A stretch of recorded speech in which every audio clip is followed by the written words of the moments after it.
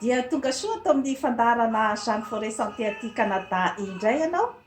dia faly miarahaba ny renim-pianakaviana rehetra amin'ny fahatongavan'ny fetin'ireny satria aty Canada dia lasa aloha ny fetin'ireny raha oharina zany any Madagasikara. Ny lohateny izay voaboasantsika an'io zany dia ny hoe ny fifandraisan'ny reny sy ny zanaka zany izay mitondra betsaka ny fahasalamana ara-tsaina ary ara-panahy sy ara-batana ho an'ny zanany. Inona sy inona daholo zany nofonosiny izay zavatra rehetrarehetra izay. Ny fanomboantsika olombelona zany dia ao anatin'ny kibo, ary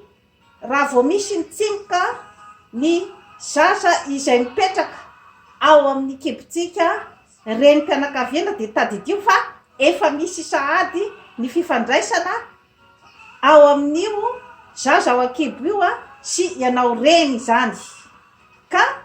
mila fitandremana goavana dia goavana ny momban'izay fifandraisana izay, satria dia tsy miteny tokoa io zaza ao anatin'ny kibonao io, fa maheno ny fihetseponao rehetrarehetra, maheno ny karazana tebiteby, ny karazana hafaliana izay mitranga amin'ny fiainanao ray manontolo. Ary indrindraindrindra koa zany dia efa mihinana ny zavatra rehetra izay hoaninao io zaza io. Ka sarobidy dia sarobidy zany izay fifandraisana eo amin'ireny sy ny zanaka izay, satria dia maro dia maro zany ny tsy fahafantarana an'izay karazana hoe fifandraisan'izay, satria natao fotsiny ara hoe ny adiady sy ny tsy fifanarahana izay misy amin'ny mpivady ao an-tokantrano dia mety misy fifandraisany betsaka zany amin'ny ny fahatomombanan'ny zaza ara-tsaina, ara-panahy ary ara-batana rehefa any aoriana. Ka dia teny atolaka any aminareo raim-pianakaviana koa izany zavatra izany, ny hoe rehefa bevoka zany ny vadinao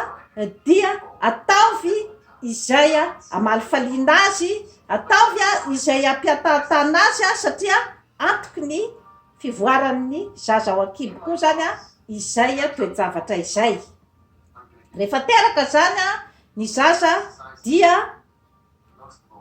ny tsara indrindra zany dia ny mampinono azy amin'ny nonodreny zany, satria ny tsiranoka voalohany mivoaka ao anatin'ny nonodreny izay atao hoe colostrum dia tsy misy vitamina eto ambonin'ny tany mahasolo an'iny rononodreny voalohany indrindra iny zany no misy ny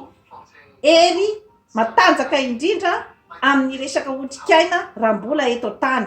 Tsaratsara zany ny mampinono amin'ny nonodreny, satria iny dia efa misy ihany koa zany ny karazana communication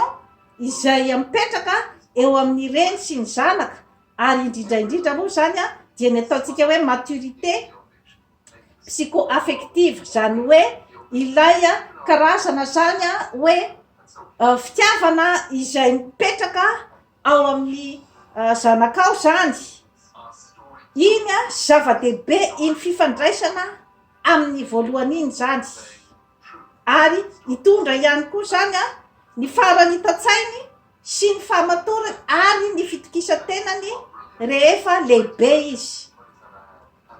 Rehefa mandeha zany ny fotoana dia ny fampinonona zany dia eo amin'ny 6 mois eo zany farafahakeliny no tokony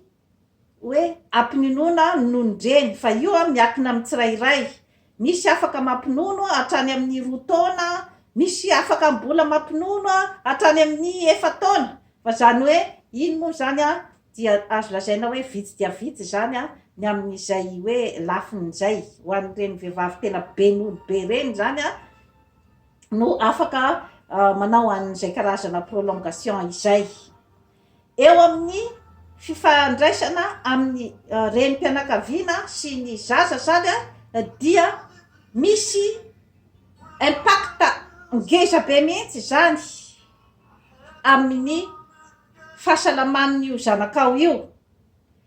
Dia tsara de tsara koa zany ny fanaovana ny karazana masazy amin'ny zaza rehefa manomboka vao teraka iny izy. Rehefa avy mampandro azy dia aorina ny tenan'ny zanakao mbola asehoko eto moa ny seansan'izay hoe fomba fanorana ny zaza izay, satria misy ilay fitenenana hoe samy misorandreny menaka. Iny zany dia mampatanjatanjaka ny osatry ny zaza zany ary indrindra koa zany dia mampikoriana tsara ny raha ao aminy, mampisy ny oxygène, ary rehefa manotra ny kibon'ny zaza koa zany dia manampy amin'ny constipation, satria iny koa zany zava-dehibe iny, satria indraindray le ankizy voan'ny constipation zany dia manjary mahatonga fikorotanana ao amin'ny sain'ny zaza,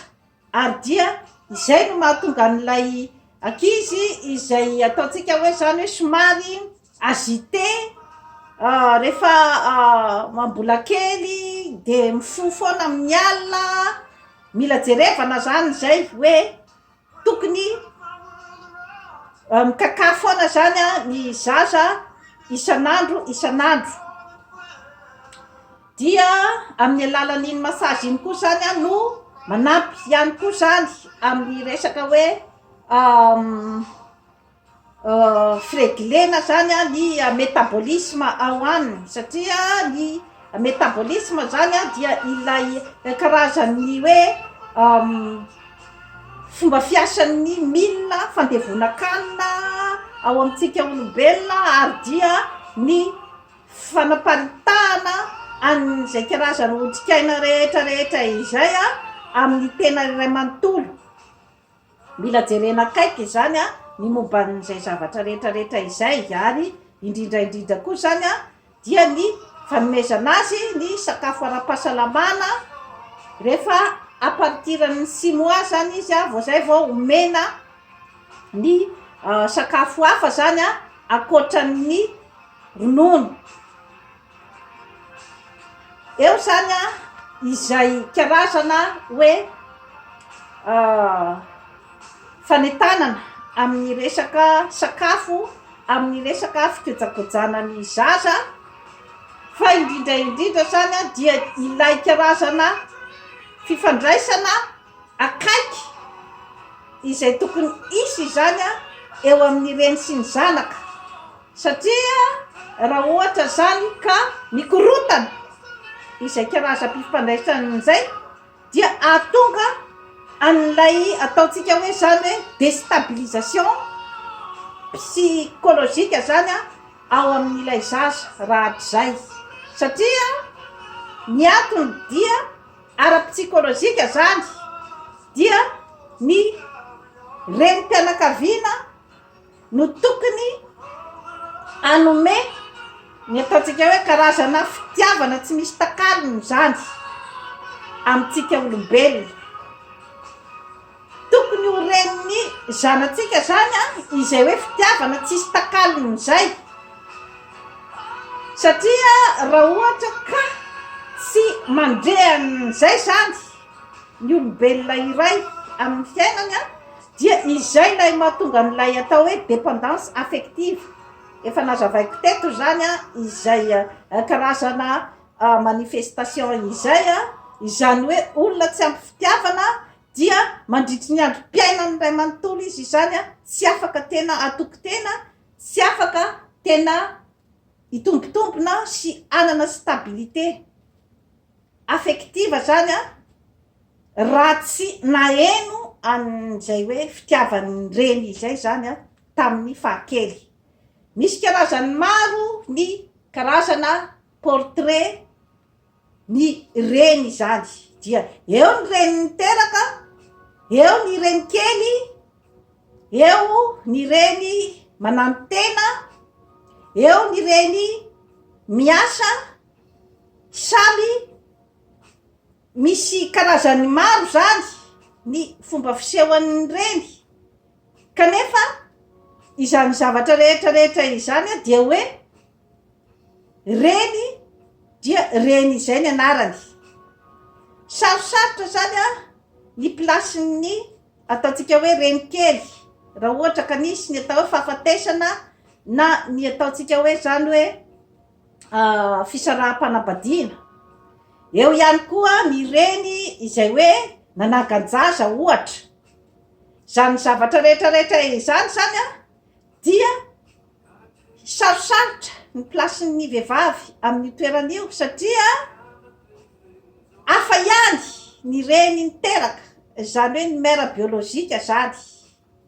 Ka sarotra dia sarotra ny andimby azy amin'izay lafin'izay, fa dia mila ezaka goavana dia goavana zany avy amin'ny karazan'ireo reny izay atao hoe reny kely, izany hoe mpisolo toerana zany ny reny niteraka. Mila karazana pasiansa goavana be zany avy amin'ny vehivavy izay misolo toerana, ary mila fitiavana, goavana dia goavana, satria ara-biolojika zany sy ara-psikolojika dia mazava ho azy fa ny reniny tena niteraka azy ihany no tena ahazo ny fankatoavan'ny zaza. Zavatra normal dia normal izay fitangan-javatra zay amin'ny fiainana, kanefa raha ohatra moa ka hoe tsy maintsy nandalo tamin'izay etapy izay zany ny fiainan'ny zanak'olombelona, dia tsy maintsy misy adapta zany amin'izay karazana situation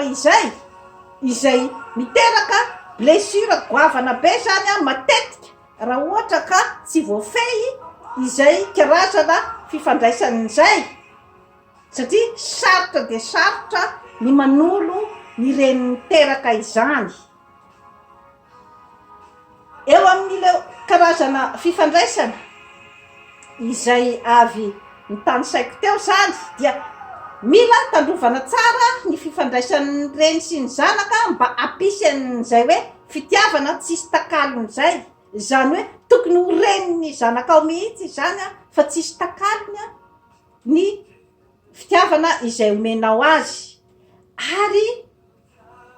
ny fifandraisana dia tsy hoe akory hoe fifandraisana hoe teny mamy zay fotsiny zany dia hoeritreretinao rehefa mamerimberina amin'ny zanakao ianao hoe je t'aime, tsisy maharatsy an'izay. Mamerimberina ny teny malefaka aminy ianao, tsisy maharatsy an'izay. Ny mamerimberina ny hoe ny fitiavanao azy, ny fikarakaranao azy, ohatran'izay zany tsisy maharatsy an'izay zavatra rehetrarehetra izay, hoe hividiananao ny fitaovana rehetrarehetra izay ilainy, ny kilalao, fa indrindrandrindra zany dia ity zavatra ity zany no zavatra tsy de tena fantatry ny sarambabem-bahoaka, dia ny hoe ny emotionnao zany amin'ny fifandraisanao aminy. Io zany no mila tandremana betsaka, satria ny emotion ao anaty ao zany dia zavatra miatefa aty ivelany. Na dia atao raha hoe manafina ny olona iray zany ny alahelo sy ny adi-tsaina izay mipetraka ao aminy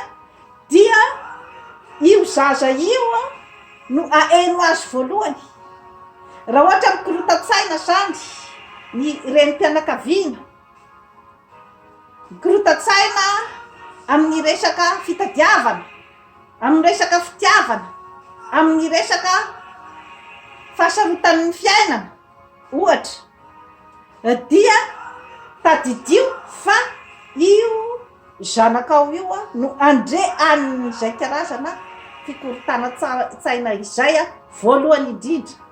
Ary dia maro ny zanak'olombelona tsy mahafantatra an'izay karazan-javatra zay.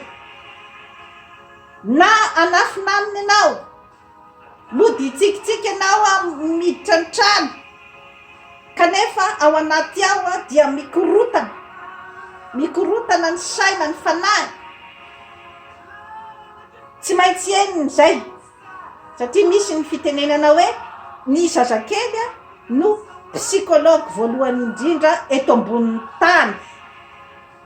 Betsaka ny zavatra eniny io zanakao io fa tsy eniny olon-dehibe aty ivelany tadidio zay zavatra zay. Inona zany no tena tiako atongavana? Ny tiako atongavana zany dia rehefa mitaiza zaza zany ianao ramatoa dia manana ny intérêt ny hosalama vatana, saina sy ny fanahy, ka tsy mora izay zavatra rehetrarehetra izay fa mila fitaizan-tena avy any aminao ho an'io zanakao io, satria na miova fotsiny ary ny fomba fiteninao, ny tsindrim-peo, ny tonalité,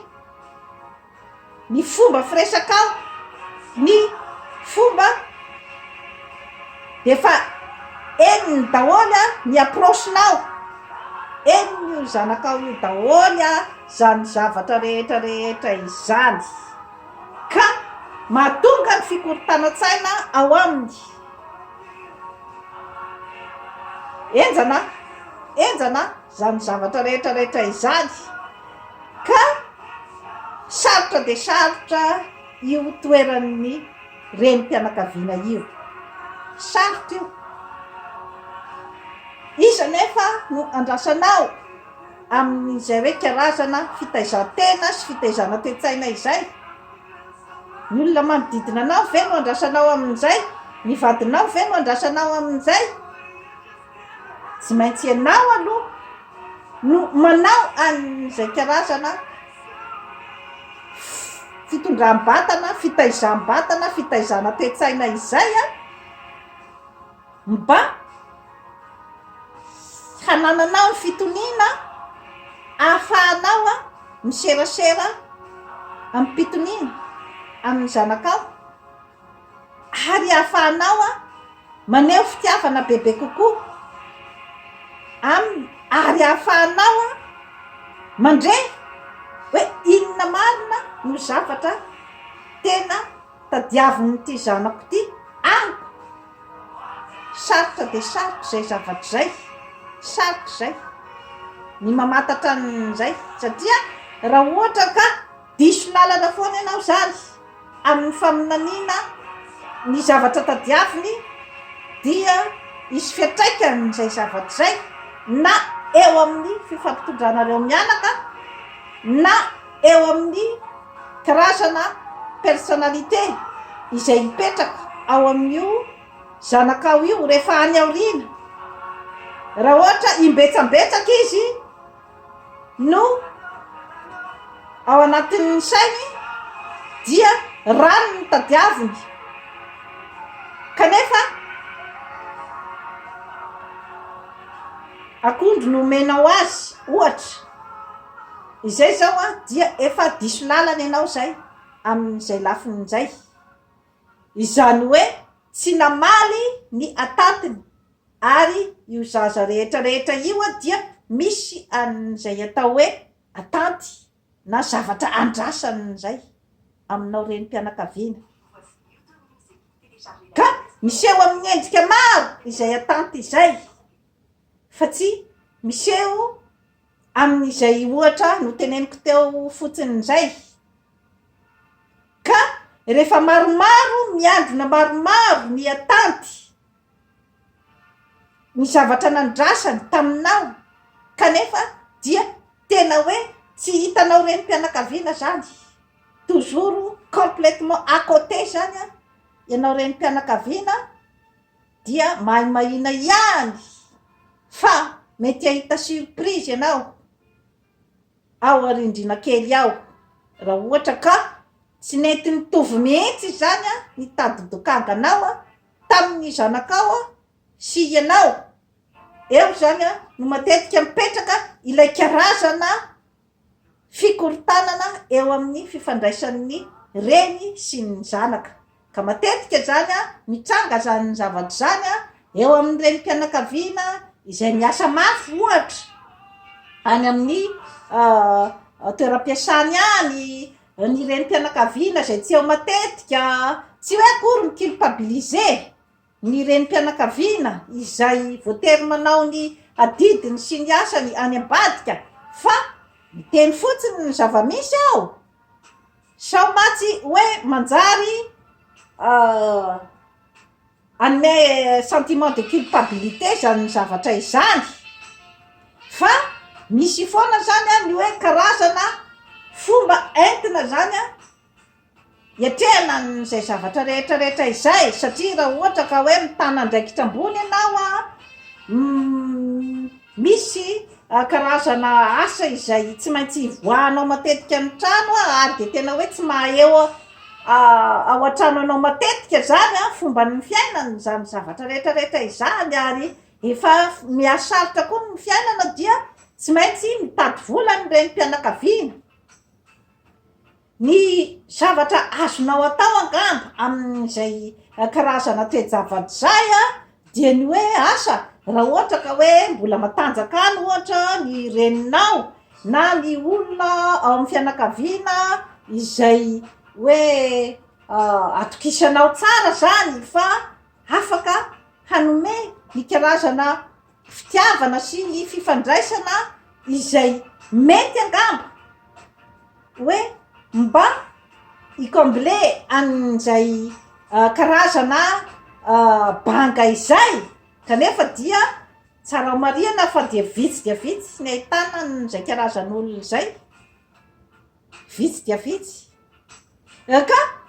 fampietreretana fotsiny zany no itenenako zavatra ohatran'izany fa tsy hoe amendrofendro akory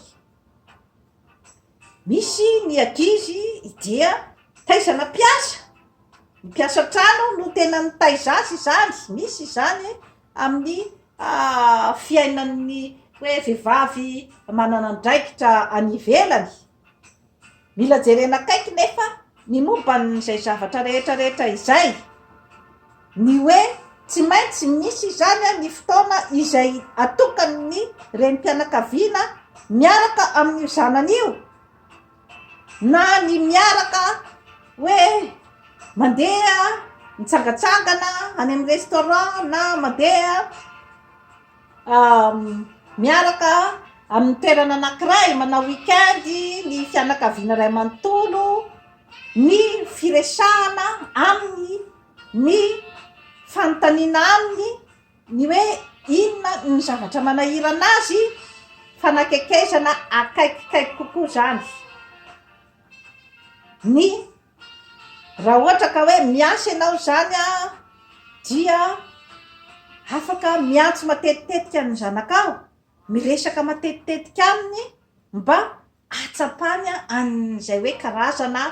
hoe présencenao zay tsy voatery nefa hoe tsy maintsy amin'ny alalan'izay ihany no ahitany zanakao ny atsapany an'izay hoe présence izay fa natao raha hoe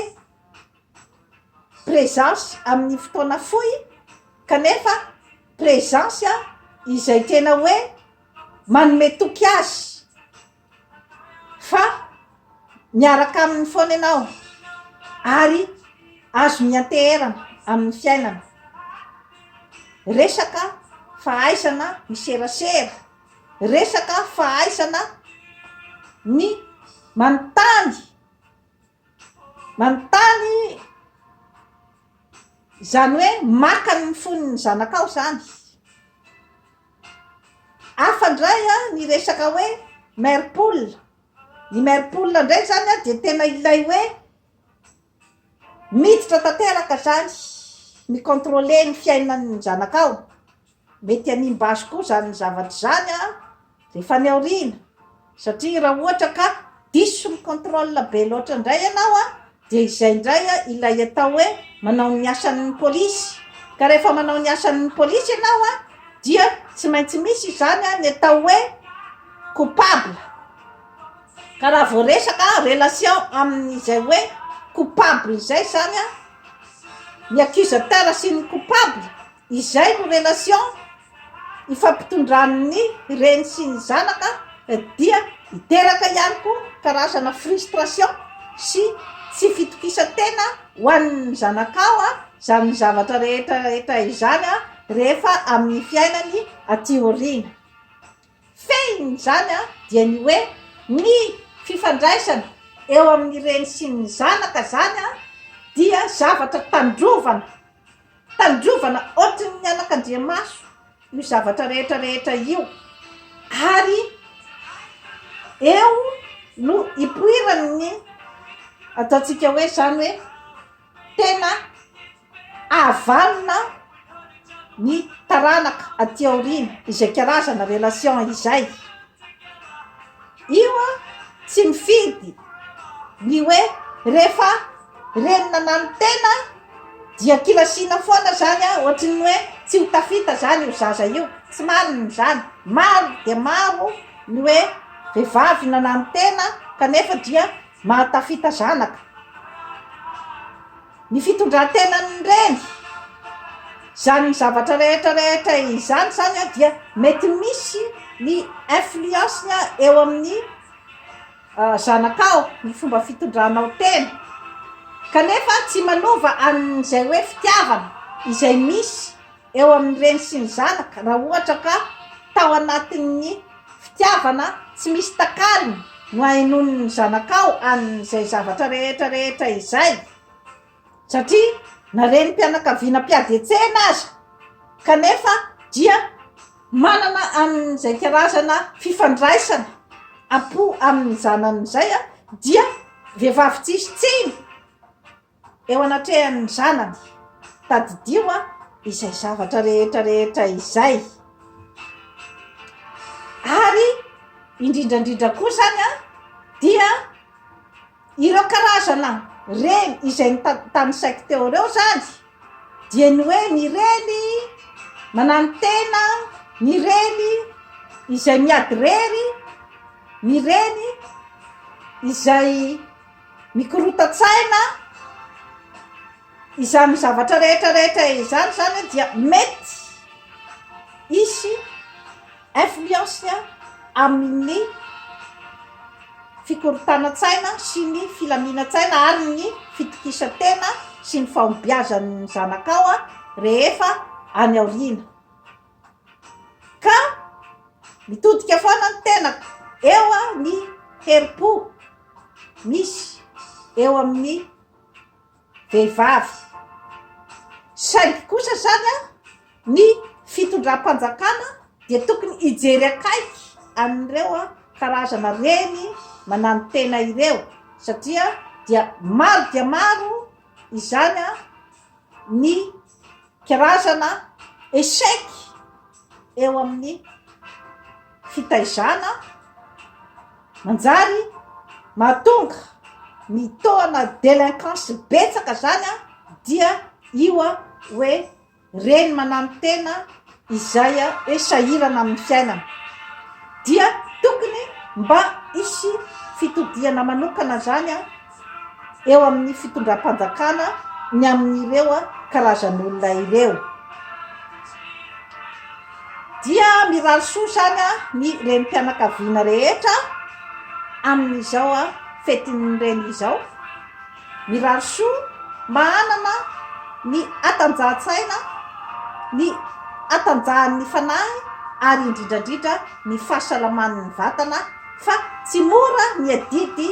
miandry amin'izany atao hoe renim-pianakaviana izany. Dia manaova abonnement amin'izany Forêt Santé aty Canada fa hanatsara ny fiainanao. Veloma tompoko.